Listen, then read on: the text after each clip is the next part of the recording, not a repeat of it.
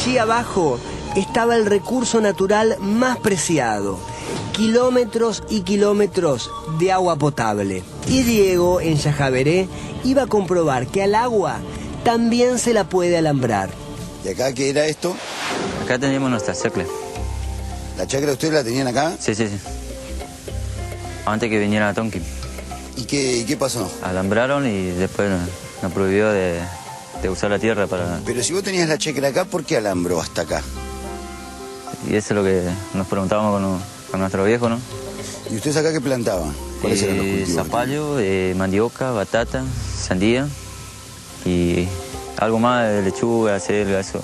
Ahora nosotros estamos acá, que estamos todavía dentro del terreno en tu casa, ¿no? Sí. Si quiero ir al baño, ¿cómo tengo que hacer?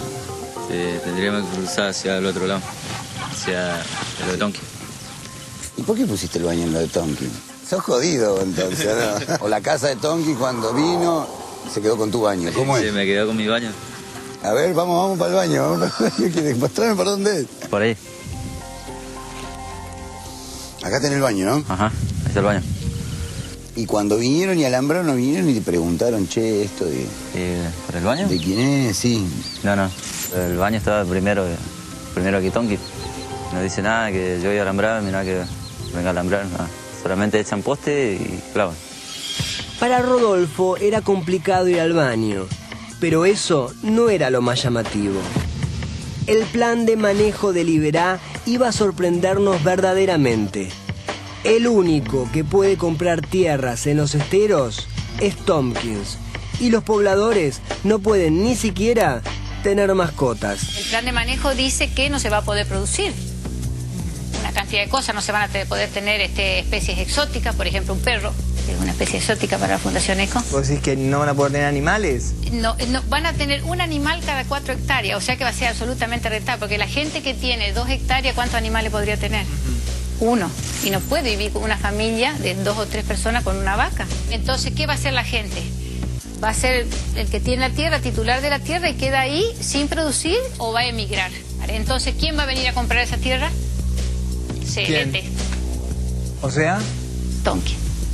Tonkin compra y cierra, compra y cierra. Así que nosotros no vamos a poder tener acceso al agua. ¿Vos te imaginas que entonces, en un tiempo no muy lejano, todo esto puede llegar a ser rojo, puede dar la vuelta y de esa manera pueden cerrar a los esteros de Liberá? Sí, señor.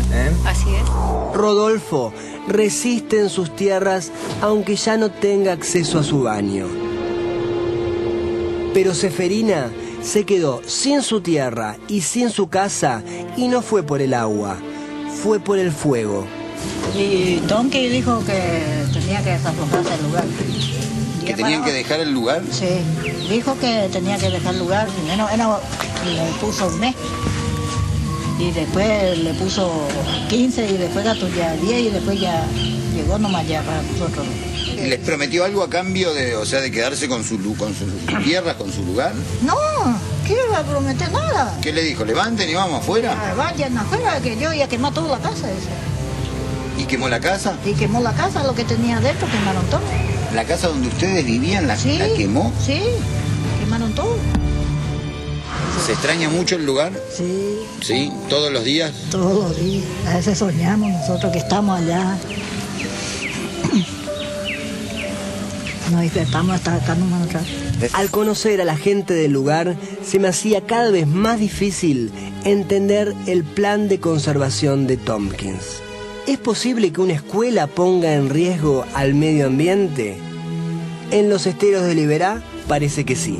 ¿Usted fue maestro de la escuela 357 en Ituzaingó? Sí, yo fui maestro y director de la escuela número 357 que se encontraba en los esteros de Liberá. ¿Y cómo era la escuela?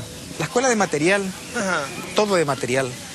¿Tenía techo? Tenía techo de zinc, cielo raso de madera, también piso de mosaico, todo. ¿Piso de mosaico? Sí. Toda una instalación completa.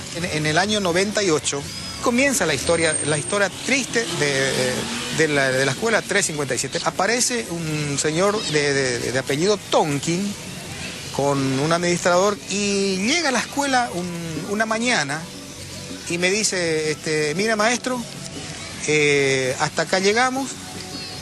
Yo estaba dando clase con los chicos. Yo no quiero que transite más por mi campo y esta escuela va a cerrarse. En ese momento, ¿cuántos chicos iban a la escuela? Yo tenía 28 chicos.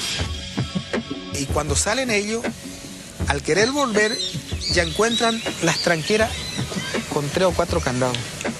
Con cadena y que 3 o 4 candados. Y nadie pasaba. ¿No pudiste volver más a la escuela? Ya no pude volver a la escuela. Atilio, después de todo lo que pasó, ¿cómo se siente usted? Me siento mal, me siento destruido, porque con la gente de la zona llevábamos ladrillo en maleta, a caballo, en carro, en carreta, 90 kilómetros tierra adentro, en esa zona tan inhóspita que no entra nada, y que vaya de un día para otro a demoler eso.